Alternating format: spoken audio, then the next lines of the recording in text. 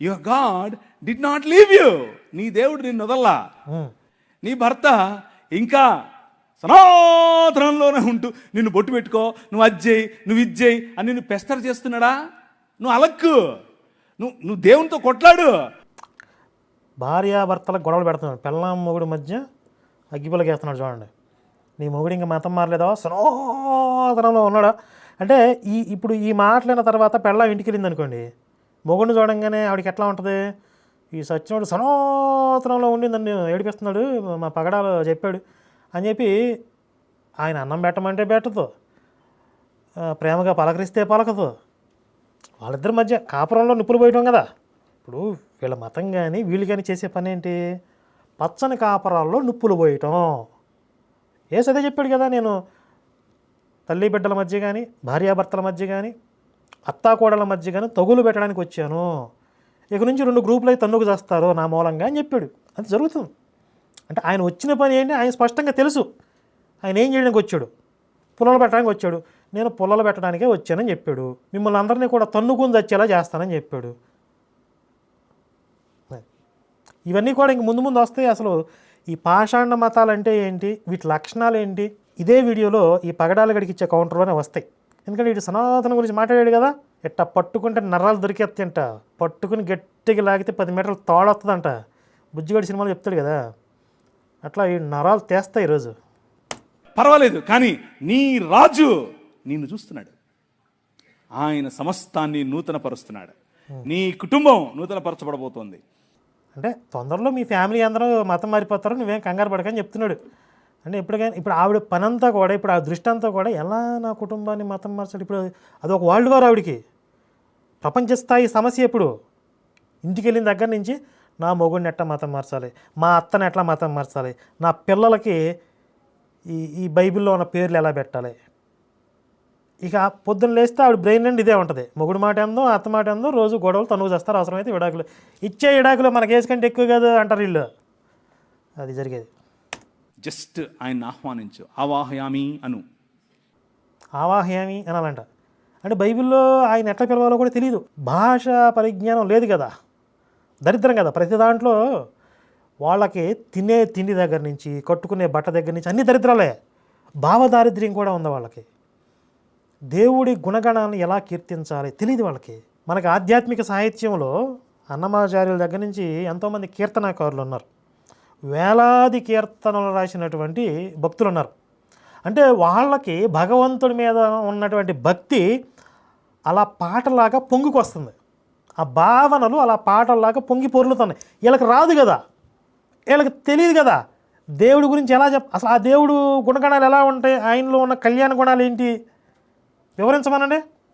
మన కోసం చచ్చిపోయినాడు, మన కోసం ఏడ్చాడు, మన కోసం సిలువ ఎక్కాడు, ఇవి తప్ప, ఈ 2-3 మొక్కలు తప్ప.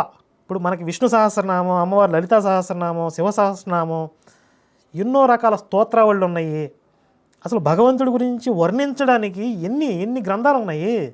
వీళ్ళకున్న ఈ 2-3 మొక్కలు తప్ప ఇంకేదైనా చెప్పమనండి. అసలు ఏదన్నా మీ దేవుడి గురించి ఏదైనా పాటలు రాయండిరా అంటే, daddy daddy daddy daddy Yesu daddy, daddy daddy daddy డాడీ ఏసే నా ప్రియుడు, నేనేమో ప్రియురాలిని, నాతో వస్తావా, ఆడుకుందాం వస్తావా. ఇవి వీళ్ళు రాసే పాటలు. స్టైలు మారింది, నా రంగు మారింది, నా నడ్డి విరిగింది, నా అవి వీళ్ళు రాసే పాటలు. ఈ దరిద్రులకి ఈ భావ దారిద్ర్యం ఉంది కదా, అంత కొరతలో వాళ్ళకి ఎలాంటి పాటలు హైలైట్ అవుతున్నాయి అంటే, కొయ్ కొయ్ కోడిని కొయ్, ఇవి వాళ్ళకి హైలైట్ పాటలు అంటే ఇయే. అది వీళ్ళకు ఉన్నటువంటి భావ దారిద్ర్యం, ఆధ్యాత్మిక దారిద్ర్యం. అన్నీ హిందుత్వాన్ని కాపీ కొడితే తప్ప ఆరాధనా పద్ధతులు, పూజా విధానాలు, యేసు సహస్రనామావళి అని చెప్పి మొదలుపెట్టారు. ఈ మధ్య యేసు భగవద్గీతని మొదలుపెట్టారు. ఇవన్నీ కూడా కాపీ కొట్టాల్సిందే. ఆధ్యాత్మిక దారిద్ర్యం అనమాట. ఒకరోజు నేను ప్రభువుని తెలుసుకోకముందు, ఓహో ఫ్లాష్ బ్యాక్, భాషా ఫ్లాష్ బ్యాక్ ఉంటుంది వీడికి, బాగుంటుంది చూడండి. భాష భాష ఒకడిని, నా స్నేహితుడే, నాతో కలిసి తిరిగినోడే, మా అన్న మీద కత్తి విసిరేశాడు అని చెప్పి వాడిని కొట్టి చంపేశా. బా, ఇంత మాదిరి ఒక టెర్రిఫిక్ స్టోరీ. నాకు ఎంఎస్ నారాయణ క్లిప్ ఏదో గుర్తొస్తుందండి, నాలో ఉన్న సింహాన్ని నిద్ర లేపకండిలా. చిన్నపిల్లలరా మీరు. మడ్రే. చంపేసి పొదల్లో పడేసి వెళ్ళిపోయా. వాడు చావాలా, నేను బతికా. చూడండి, అంటే ఆల్మోస్ట్ అటెంప్ట్ టు మర్డర్, చంపేశాడు. ఆడికి ఏదో ప్రాణం గట్టిగా ఉండి బతికాడు తప్ప చచ్చిపోవాల్సినాడే. లేకపోతే నేను జైల్లో ఉండేవాడిని, కడప సెంట్రల్ జైలో, రాజమండ్రి సెంట్రల్ జైలో. వాడు బతికాడు. మా అక్క నాకు కాంప్రమైజ్ చేసింది వాడితో. ఆ రోజు ఒక సన్నని మెల్లని స్వరం, మళ్ళీ స్వరం వచ్చింది. ఇందాక వెలుగొచ్చిందా, దర్శనం వచ్చింది అక్కడ, దర్శనం. ఇప్పుడు స్వరం. ఈ ఊరు విడిచిపెట్టి వెళ్ళిపోను. యేసు పారిపో అంటున్నాడు. అంటే ఆయనకు అలవాటు కదా పారిపోవటం బైబిల్లో. నువ్వు కూడా పరిగెత్తు, ఏంటి చూస్తున్నావు, ఇంకా నేనేం చేశాను, నేను లగెత్తాను, నువ్వు కూడా లగెత్తు అంటున్నాడు. యేసు వచ్చాడు కదా, లా అండ్ ఆర్డర్ లగెత్తాడేమో అనుకోండి నేను, ఆయన లగెత్తమని చెప్తున్నాడు. మనకి బైబిల్లో కూడా ఏలియా అని ఒక ప్రవక్త ఉంటాడు. ఆయన కూడా ఒక రాణితో తగు పెట్టుకుంటాడు కదా, పారిపోయి ఇక్కడి నుంచి అని చెప్పాడు.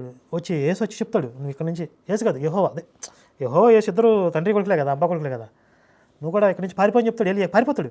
ఆ ఏలియాకి కాకి రొట్టెలు తీసుకొచ్చి బతికిచ్చింది ఏదో ఒక ఆడదాని దగ్గర చేరతాడు, మేడ మీద గది మంచం ఏదో వేస్తుంది, పారిపోయి అక్కడ అజ్ఞాతవాసం ఉంటాడు అనమాట. అంటే ఇప్పుడు వీళ్ళ దేవుడు వస్తాడు, కాపాడ్డావు, పారిపోమంటాడు, వీళ్ళు పరిగెత్తారు. ఇప్పుడు ఏం చేశాడు, వేరే ఊర్లో వెళ్ళు అన్నాడు. నేను ఎందుకు వింటున్నానో తెలీదు. బస్టాండ్కి వెళ్ళాను. బస్టాండ్కి వెళ్ళి టికెట్ కొనుక్కుంటూ తిరుపతి అన్న టికెట్ కొనుక్కోకుండా హైదరాబాద్ను కొనుక్కున్నాను. ఎందుకు కొనుక్కున్నాను నాకు తెలియదు. హైదరాబాద్లో ఎవరు లేరు నాకు తెలిసిన వాళ్ళు. హైదరాబాద్ వెళ్ళిపోయా. ఓ మర్డర్ అటెంప్ట్ చేసి మళ్ళీ ఆడు చంపేస్తాడేమో అనే భయంతో అక్కడి నుంచి పారిపోయి వచ్చేసాడు. రాయలసీమ నుంచి హైదరాబాద్ పారిపోయాడు. అది జరిగింది. కాకపోతే ఇప్పుడు నేను మర్డర్ అటెంప్ట్ చేసి పారిపోయి వచ్చాను అంటే చీపుగా ఉంటుంది కదా. యేసు వచ్చి నువ్వు వెళ్ళిపో, నాకు ఆయన స్వరం వినపడింది, నన్ను వెళ్ళిపోమన్నాడు. అసలు ఎట్లా ఇరికిస్తున్నారంటే వీళ్ళు. అంటే బైబిల్లో కూడా ఇదే ప్యాటర్న్ ఉంటుంది. ఇప్పుడు సమూయేలు ఉంటాడు బైబిల్లో, ఆయన కూడా సేమ్ ఇలాగే ఇశ్రాయేలీస్ వచ్చి మాకు రాజు కావాలని అడుగుతారు సమూయేల్ని. ఉన్న లోపలికి వెళ్ళి మాట్లాడొస్తాను ఆగని అంటాడు. లోపలికి వెళ్ళి ఆయన ఒప్పుకోవట్లేదు, ఆయనకి ఇష్టం లేదు అంటాడు. వాళ్ళు కత్తులు చేస్తారు ఎట్లాగా, బాగా పొద్దున ఉన్నాయి చూసావా, దింపుతాం కింద అంట. ఆగండి మళ్ళీ మాట్లాడొస్తాను ఆగండి అని చెప్పి మళ్ళీ లోపలికి వెళ్తాడు. లోపలికి వెళ్ళి వచ్చి ఒప్పుకున్నాడులే, మరి మీరు అంత బలవంతం చేయకూడదు, ఆయన ఇబ్బంది పెడుతున్నారు మీరు బాగాను, సరే ఒప్పుకున్నాడులే, అలా మాట్లాడుతూ ఉంటాడు దేవుడి వెళ్తూ. పొద్దున్నే లేచి దిగితే బస్సు ఆగింది, డీలక్స్ బస్సు. ఆ రోజుల్లో డీలక్స్ బస్సు ఉండేవి. దిగా ఎక్కడికి వెళ్ళాలో తెలీదు. ఒక ప్రాంతానికి ఆయనే నన్ను నడిపించాడు. భయంకరమైన గంజాయి, భయంకరమైన దాన్ని ఏమంటారు, మత్తులో ఉండేవాడిని ఎప్పుడంతే. అలాంటి వాడిని నన్ను పట్టుకుని ప్రభు మార్చాడు.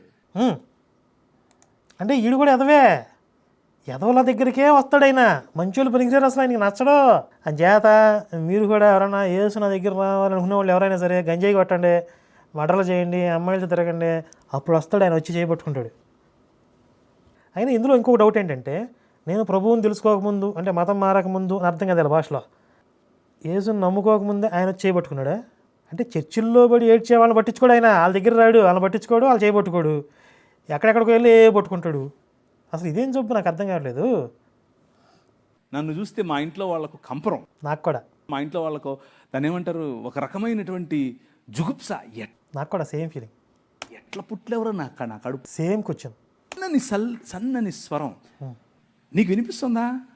ఆ స్వరం నీకు వినిపిస్తుందా అంటే ఇప్పుడు వాళ్ళు ఏం సమాధానం చెప్పాలి? నాకు వినపడట్లేదంటే నేను పాపిని అనుకుంటారేమో ఆలోచిస్తాడు. వినపడట్లేదని చెప్తే నేను పాపిని, వినపడుతుంది అని అబద్ధం చెప్తామంటే ఆడికి, అంటే కొంతమంది ఎథిక్స్ ఉంటాయి కదా, చెప్పలేరు. లేని వాళ్ళు చెప్తారనుకోండి, వినపడింది మాట్లాడుతున్నాడు అంటారు. నీకు వినిపిస్తుందా? నాతో మాట్లాడాడు ఒకరోజు, you are the light of the world అని చెప్పాడు. నువ్వు ఈ ప్రపంచానికి, ఈ లోకమునకు వెలుగు అన్నాడు. నేను వెలుగేంటి? నా దగ్గర ఎప్పుడు వెలుగుంటుంది. ఎంత పెద్ద మాట సార్ ఇది. అంటే ఇప్పుడు ఈయన్ని ఎలా చెప్తున్నాడంటే, వీడు నేను లోకమునకు వెలుగై ఉన్నానని యేసు ఆయన గురించి ఆయన చెప్పుకుంటే,